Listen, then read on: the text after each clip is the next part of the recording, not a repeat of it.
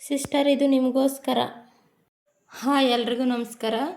ಒಬ್ಬರಾದರೆ comment ಮಾಡಿದರು 8 ವರ್ಷದ ಮಗುಗೆ ಯಾವ ರೀತಿ ಲಂಗ ಬ್ಲೌಸ್ ಸ್ಟಿಚ್ ಮಾಡಬೇಕು ಅಂತ. ನಾನು ಇವಾಗ ಯಾವ ರೀತಿ ಕಟ್ ಮಾಡಿ ಸ್ಟಿಚ್ ಮಾಡಬೇಕು ಅಂತ ಇದರಲ್ಲಾದರೆ ಮಾರ್ಕ್ ಮಾಡಿ ತೋರಿಸ್ತೀನಿ, ಎಕ್ಸ್ಪ್ಲೈನ್ ಆದರೆ ಮಾಡ್ತೀನಿ. ನೀವು ಅದೇ ರೀತಿ ಕಟ್ ಮಾಡಿ ಸ್ಟಿಚ್ ಮಾಡ್ಕೊಳ್ಳಿ, ತುಂಬ ಈಸಿ ಇರುತ್ತೆ. ಇದು 8 ವರ್ಷದ ಮಗು ಮತ್ತು 9 ವರ್ಷದ ಮಗುವರೆಗೂ ಆಗುತ್ತೆ. ಏನಾದರೂ ಸ್ವಲ್ಪ ದಪ್ಪ ಇದ್ದರೆ ಇನ್ನು ಸ್ವಲ್ಪ 1 ಇಂಚಷ್ಟು ಲೂಸ್ ಆದರೆ ಬಿಟ್ಕೊಳ್ಳಿ. ಇವಾಗ ಎಕ್ಸ್ಪ್ಲೈನ್ ಮಾಡ್ತೀನಿ ಬನ್ನಿ. ನಾನು 8 ರಿಂದ 9 ವರ್ಷ ಮಗುನ ಅಳತೆಗಳು ಅಂದರೆ ಎಷ್ಟು ತಗೋಬೇಕು. ಇದು ಬೋಟ್ ನೆಕ್ ಬ್ಲೌಸ್ ಆಗಿರೋದ್ರಿಂದ ನಾನು ಬೋಟ್ ನೆಕ್ ಆದರೆ ಕಂಪಲ್ಸರಿ ಮಗುಗೆ ಶೋಲ್ಡರ್ ಮೆಜರ್ಮೆಂಟ್ ಅನ್ನೋದು ಕಂಪಲ್ಸರಿ ತಗೋಬೇಕಾಗುತ್ತದೆ. ನೋಡಿ, ಇವ್ರದ್ದು ನೆಕ್ ವಿಡ್ತ್ ಬಂದು 3 ಇಂಚ್ ತೊಗೊಂಡಿದ್ದೀನಿ. ಶೋಲ್ಡರ್ ಆದರೆ 2.5 ತೊಗೊಂಡಿದ್ದೀನಿ. ಟೋಟಲ್ ಇವ್ರದ್ದು ಶೋಲ್ಡರು ಲೆಂತ್ ಬಂದು 11 ಬಂದಿದೆ. 11ಅಲ್ಲಿ ಹಾಫ್ ತೊಗೊಂಡ್ರೆ 5.5 ಆಗುತ್ತೆ. 5.5ಅಲ್ಲಿ 3 ಇಂಚ್ ನೆಕ್ಗೆ 2.5 ಇಂಚ್ ಶೋಲ್ಡರ್ ತೊಗೊಂಡಿದ್ದೀನಿ. ಇದು ಟೋಟಲ್ ಲೆಂತ್ ಬಂದು ಬ್ಲೌಸ್ದು 13 ಇದೆ. ಚೆಸ್ಟ್ ಬಂದು 24 ಇದೆ ಮತ್ತು ವೆಸ್ಟ್ ಬಂದು 22 ಇದೆ. ಇವಾಗ ಯಾವ ರೀತಿ ಮಾರ್ಕ್ ಮಾಡಬೇಕು ಅಂತ ಹೇಳ್ತೀನಿ ನೋಡಿ. ಮೊದಲಿಗಾದರೆ ವೆಸ್ಟ್ ಹತ್ರ 22 ಇದೆಯಲ್ಲ, 22 ಅಲ್ಲಿ ಅರ್ಧ ಮಾಡಿ, ಅರ್ಧದಲ್ಲಿ ಇನ್ನು ಅರ್ಧ ಮಾಡಿ. ಅಂದರೆ ಸೊಂಟ ಸುತ್ತಳತೆಯಲ್ಲಿ 4ನೇ ಒಂದು ಭಾಗ. ಅರ್ಧ ಅಂದರೆ 11, 11ರಲ್ಲಿ ಅರ್ಧ ಅಂದರೆ 5.5 ತೊಗೋಬೇಕು. ಮತ್ತೆ ಇಲ್ಲಿ 1/2 ಇಂಚಷ್ಟು ಡಾಟ್ಗೋಸ್ಕರ 1/2 ಇಂಚ್ ಎಕ್ಸ್ಟ್ರಾ ಬಿಡಿ. ಚಿಕ್ಕ ಮಕ್ಳಿಗಾದರೆ 1/2 ಇಂಚ್ ಸಾಕು, ದೊಡ್ಡವ್ರಿಗಾದರೆ 1 ಇಂಚ್ ಬಿಡಬೇಕು. ಚಿಕ್ಕ ಮಕ್ಳಿಗಲ್ವ, ಅದಕ್ಕೆ 1/2 ಇಂಚ್ ಬಿಡಿ. ಮತ್ತು ಇಲ್ಲಿ 2 ಇಂಚ್ ಎಕ್ಸ್ಟ್ರಾವನ್ನು ತಗೊಳ್ಳಿ. ಮತ್ತು ಲೆಂತ್ ಬಂದು 13 ಇಂಚಸ್ ತಗೊಳ್ಳಿ. ಟೋಟಲ್ ಬ್ಲೌಸ್ ಬಂದು 13 ತಗೊಳ್ಳಿ.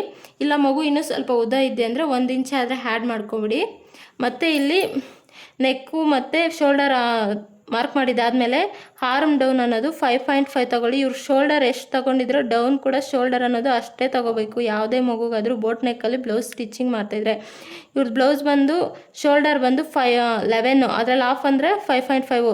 ಆರ್ಮ್ ಡೌನ್ ಕೂಡ 5.5 ತೊಗೊಳ್ಳಿ. ಮತ್ತು ಇಲ್ಲಿ 1 ಇಂಚಷ್ಟು ಮಾರ್ಕ್ ಮಾಡ್ಕೊಳ್ಳಿ. ನೋಡಿ, ಇಲ್ಲಿ 1 ಇಂಚಷ್ಟು ಮಾರ್ಕ್ ಮಾಡಿಕೊಂಡು ಫ್ರಂಟಲ್ಲಾದರೆ ಫ್ರಂಟಿಗೆ ತೆಗಿಬೇಕಂದ್ರೆ ಅರ್ಧ ಇಂಚು ಒಳಗಡೆ ತೆಗೀರಿ. ಇದು 1 ಇಂಚ್ ತಗೊಂಡಿರ್ತೀರಲ್ಲ, ಅದರಲ್ಲಿ ಅರ್ಧ ಇಂಚಷ್ಟು ಮಾರ್ಕ್ ಮಾಡಿ ಚೆಸ್ಟ್ ನೇರವಾಗಿ ಬರೋ ಥರ ಮಾರ್ಕ್ ಮಾಡ್ಕೊಳ್ಳಿ.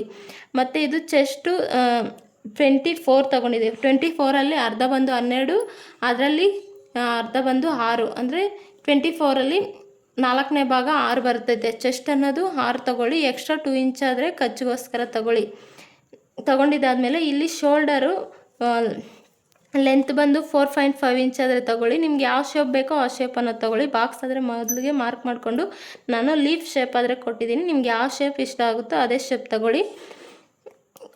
ತೊಗೊಂಡಿದ್ದಾದಮೇಲೆ ಮತ್ತೆ ಇಲ್ಲಿ ನಾವು 5.5 ಮತ್ತು ಇಲ್ಲೊಂದು 1/2 ಇಂಚು 6 ಇರುತ್ತಲ್ಲ, 6ಅಲ್ಲಿ ಅರ್ಧ ಮಾಡ್ಕೊಂಡ್ರೆ 3 ಇಂಚಸ್ ಬರುತ್ತೆ. ಇಲ್ಲಿ 3 ಇಂಚಸ್ ಹತ್ರ 4 ಇಂಚಷ್ಟು ಲೆಂತ್ ಆದರೆ ಲೈನ್ ಆದರೆ ಹಾಕ್ಕೊಳ್ಳಿ. ಮತ್ತು ಆ ಕಡೆ 1/4 ಇಂಚು, ಈ ಕಡೆ 1/4 ಇಂಚ್ ಅಷ್ಟಾದರೆ ಮಾರ್ಕ್ ಮಾಡಿಕೊಂಡು ಕಟ್ ಮಾಡ್ಕೊಳ್ಳಿ. ಮತ್ತು ಇಲ್ಲಿ 1/2 ಇಂಚ್ ಅನ್ನೋದು ಕಡಿಮೆ ಮಾಡಿ, ಯಾಕಂದರೆ ಇಲ್ಲಿ 1/2 ಇಂಚು ಕಡಿಮೆ ಮಾಡೋದ್ರಿಂದ ಬ್ಲೌಸ್ ಅನ್ನೋದು ತುಂಬ ಚೆನ್ನಾಗಿ ಬರುತ್ತೆ.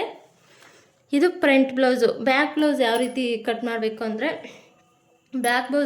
ಬ್ಯಾಕಲ್ಲಿ ನೋಡಿ 1/4 ಇಂಚಷ್ಟು ಎಕ್ಸ್ಟ್ರಾ ಬಿಡಿ ಉಕ್ಸ್ಪಟ್ಟಿ ಮತ್ತು ಕಾಜಾಪಟ್ಟಿಗೆ. ಮತ್ತು ಸೇಮ್ ಇದೆಲ್ಲ ಕಟ್ಟಿಂಗ್ ಎಲ್ಲ ಸೇಮ್ ಇರುತ್ತೆ, ಯಾವುದೇ ರೀತಿ ಬದಲಾವಣೆ ಇರಲ್ಲ.